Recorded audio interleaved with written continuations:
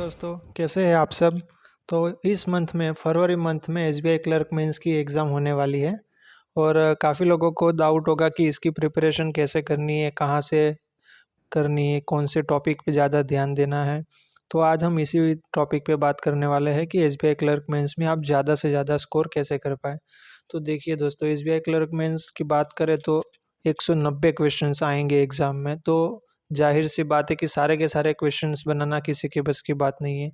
तो हमें सिर्फ उतने ही क्वेश्चन बनाने हैं जिससे हमारा सिलेक्शन हो जाए, और वो काफ़ी लोगों को पता नहीं होता। तो हम जानते हैं कैसे करना है। सबसे पहले हम देख लेते हैं कौन से टॉपिक होते हैं।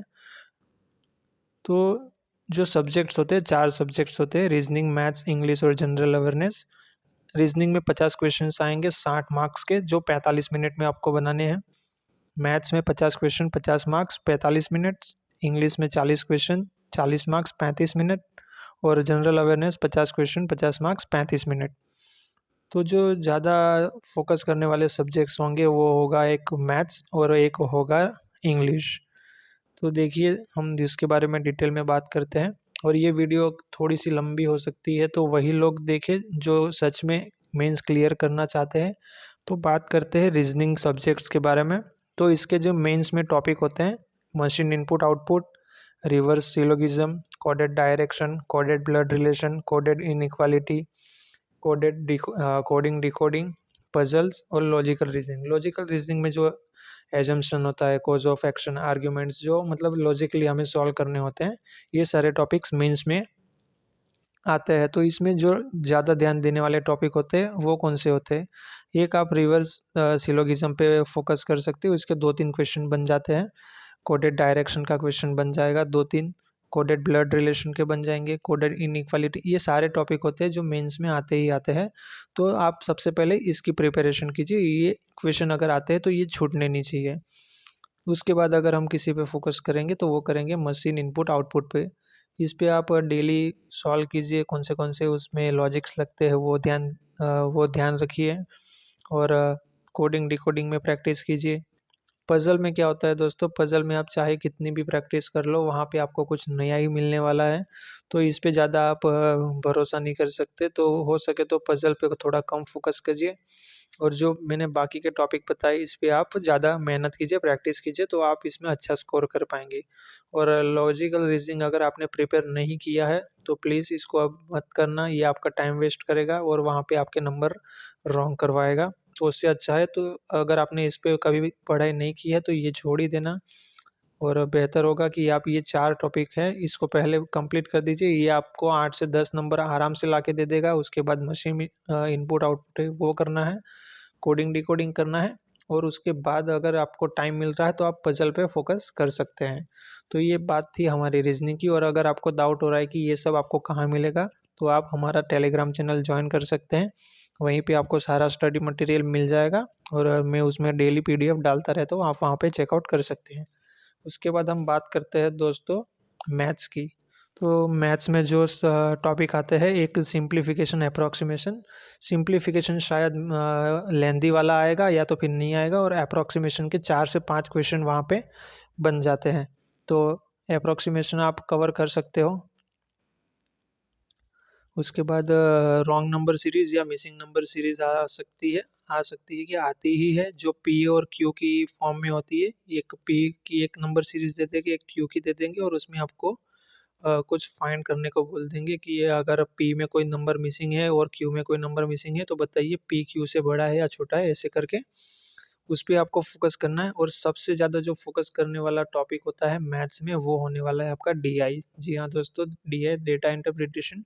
ये आपके 5 से 6 डीआई आपको एग्जाम में देखने को मिल सकती है, और मिलेगी ही। इसको आपको बिल्कुल भी नज़रअंदाज नहीं करना है। एक डीआई जो बनेगी ही बनेगी वो बनेगी आपकी कैशलेट। और एक डीआई जो बनेगी ही बनेगी वो आपकी बनेगी मिसिंग डेटा डीआई। जी हाँ, ये आपकी 2 डीआई कंफर्म हैं। इसके अलावा इसके अलावा 3 कम से कम आपको डीआई मिलने वाली है। एक आपको मिलेगी डबल पाई चार्ट डीआई, एक आपको मिल जाएगी टेबल डीआई टैबुलर फॉर्म में, और एक आध डीआई आपको कुछ नए तरीके से देखने को मिलेगी, तो आपको डीआई पे बहुत ज़्यादा फोकस करना है। ये आपका स्कोरिंग सब्जेक्ट होने वाला है मैथ्स, इसको आपको इग्नोर नहीं करना है दोस्तों। इसके अलावा आपको क्वाड्रेटिक इक्वेशन थोड़ा लेंदी वाला देखने को मिल सकता है, रूट के जो रूट वाले क्वेश्चन बनते हैं वो वाले।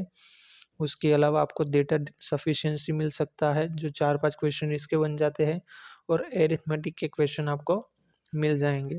तो आपका मैथ्स में जो फोकस होना चाहिए वो होना चाहिए डेटा इंटरप्रिटेशन पे, अप्रॉक्सीमेशन और सिंप्लीफिकेशन पे, और रॉन्ग नंबर सीरीज पे। और अगर आपको फिर डाउट हो रहा है कि कहाँ से आपको ये मटेरियल मिलेगा, तो प्लीज़ हमारा टेलीग्राम चैनल ज्वाइन कर लीजिए, वहाँ पे आपको सब डिटेल में पीडीएफ मिल जाएगी, आप वहाँ से प्रैक्टिस कर सकते हो। तो चलिए दोस्तों, इसके बाद देखते हैं इंग्लिश में आपको क्या क्या देखना है। तो इंग्लिश के जो टॉपिक रहने वाले हैं वो रहने वाले हैं RC reading comprehension, para jumble, sentence rearrangement, error detection, double filler, cloze test, match the column, और इन्फ्रेंस बेस्ड क्वेश्चन। तो आपको अगर मैं इंग्लिश में आपकी ग्रिप अच्छी है, पकड़ अच्छी है, तो आप इंग्लिश में बड़ी बड़ी है आसानी से स्कोर कर सकते हो। और अगर आपका इंग्लिश वीक है और एवरेज है, तो आपको सबसे मेहनत करने वाले टॉपिक होते हैं वो आपका होता है आरसी। जी हाँ, आरसी में आपको 2 आरसी मिल जाएगी। अगर एक बड़ी वाली आती है 8 से 9 नंबर की, और एक छोटी वाली आएगी जो 4 से 5 क्वेश्चंस उसमें बनेंगे। तो आपको मान के चलना है कि 15 क्वेश्चंस जो बनने वाले हैं वो आरसी से ही बनने वाले हैं। अगर आप एवरेज स्टूडेंट भी हो तो इसमें आप नंबर मत जाने देना, इसकी प्रैक्टिस करोगे तो आपको इजीली नंबर उसमें बन जाएंगे। उसके बाद आप पैरा जंबल्स की प्रैक्टिस कर सकते हो, सेंटेंस रीअरेंजमेंट ये बहुत इजी होता है, इसकी प्रैक्टिस कर सकते हो। और एरर डिटेक्शन अगर आप वीक हो और एवरेज हो तो इसको अभी छोड़ देना दोस्तों, इसमें आप रॉन्ग करके आओगे, उससे अच्छा इसको प्रैक्टिस मत करो। डबल फिलर आप इजीली कर सकते हो, क्लोज टेस्ट आप इजीली कर सकते हो, इसकी प्रैक्टिस करते रहिए, इंग्लिश में आप स्कोर कर पाओगे। और सबसे आगे निकलने का ये एक अच्छा सब्जेक्ट हो सकता है। मैच दी कॉलम थोड़ा इजी होता है, इसको आप कर सकते। और इन्फ्रेंस बेस्ड क्वेश्चन होते हैं जो लॉजिकल रीजनिंग में हमने देखे थे उसी तरीके के होते हैं। तो ये अगर आप प्रैक्टिस नहीं किए हो या आपने कभी देखा नहीं है तो इसको अभी फ़िलहाल आप ड्रॉप कर सकते हो, ये आपके नंबर कटवा सकते हैं, रॉन्ग हो जाएगा आपका। तो इंग्लिश में जो हम फोकस करने वाले टॉपिक रहने वाले हैं वो रहने वाले आरसी रीडिंग कॉम्प्रिहेंशन, जो छोड़ना नहीं है, आपको डेली प्रैक्टिस करना है। पैरा जंबल्स पे प्रैक्टिस करना है, सेंटेंस रीअरेंजमेंट पे प्रैक्टिस करना है, और डबल फिलर पे प्रैक्टिस करना है। ये 3-4 टॉपिक आप प्रैक्टिस करोगे तो इंग्लिश में आप इजीली अच्छा स्कोर कर पाओगे। तो अब बात करते हैं नेक्स्ट सब्जेक्ट की, जो है जनरल अवेयरनेस। जनरल अवेयरनेस की बात करें तो काफ़ी लोगों ने पहले से पढ़ा नहीं होगा, काफ़ी लोगों ने प्रीलिम्स के बाद स्टार्ट किया होगा, और काफ़ी लोग अभी सोच रहे होंगे कि अगर प्रीलिम्स निकल जाता है तो उसके बाद स्टार्ट करेंगे। तो हम तीनों लोगों की बात करते हैं। तो जिन्होंने पहले से पढ़ के रखा है उनको तो सिर्फ अपना रिवीजन करना है, तो वो अच्छा स्कोर कर पाएंगे। जिन्होंने प्रीलिम्स के बाद स्टार्ट किया है तो वो अभी थोड़ा बहुत उन्होंने कवर कर लिया होगा, तो उन्हें भी ज़्यादा दिक्कत नहीं आने वाली है, उनको मान के चलना है। तो लास्ट 3 मंथ्स के जनरल अवेयरनेस करके ही चलना है। लेकिन अभी जिन्होंने स्टार्ट नहीं किया है उनकी बात करें तो उनको अभी जनवरी मंथ से स्टार्ट करना है। जनवरी मंथ की टॉप 100 न्यूज़ करनी है कंप्लीट डिटेल में। मैं बात नहीं कर रहा 100 एमसीक्यू की, मैं बात कर रहा हूँ 100 टॉप न्यूज़ की। 100 टॉप न्यूज़ की बात कर रहा हूँ, ये जनवरी मंथ का करना है। उसके बाद आपको करना है दिसंबर मंथ का, उसके बाद आपको करना है नवंबर मंथ का। ऐसे करके आपको पिछले महीने में जाना है, टॉप 100 न्यूज़ करते हुए चलना है। और अगर आप सोच रहे हो कि आपको कहाँ से मिलेगा तो ये टेलीग्राम चैनल ज्वाइन कर लेना मेरा, आपको वहाँ पर सारी न्यूज़ की पीडीएफ मिल जाएगी। और अगर आप ये भी नहीं करना चाहते तो आप इसमें जो मोस्ट फोकस रहने वाला है वो रहने वाला है रिपोर्ट्स एंड रैंकिंग्स। इसके बाद आ जाता है बैंकिंग न्यूज़, इसके बाद आ जाता है नेशनल न्यूज़, और एक होता है गवर्नमेंट स्कीम्स। गवर्नमेंट स्कीम्स आपको नहीं छोड़नी, तो आप अगर ये 3-4 टॉपिक करके जाते हो 3-4 महीने का न्यूज़ का, तो उसमें आप ईज़िली 8 से 10 या 15 नंबर तक भी ला सकते हो। तो दोस्तों, ये था मेरा एनालिसिस। आप इस तरीके से प्रिपेयर करोगे तो आप इजीली इसमें स्कोर कर पाओगे। सारे के सारे टॉपिक नहीं कवर करने हैं, बस आपको सिलेक्शन चाहिए, उतने ही नंबर आपको लाने हैं और आपको स्मार्टली आप उतने नंबर ला सकते हो। सारे के सारे टॉपिक करने में आपको अभी इतना टाइम नहीं बचा है, तो मैं बोलना चाहूँगा कि आप एक बार टेलीग्राम चैनल ज्वाइन करके सारी पीडीएफ डाउनलोड कर लीजिए, प्रैक्टिस कीजिए। और अगर आपको अभी भी कोई डाउट हो रहा हो तो प्लीज़ कमेंट कीजिए, उस पे आपका वीडियो बना जाएगा, आपकी डाउट को सॉल्व किया जाएगा।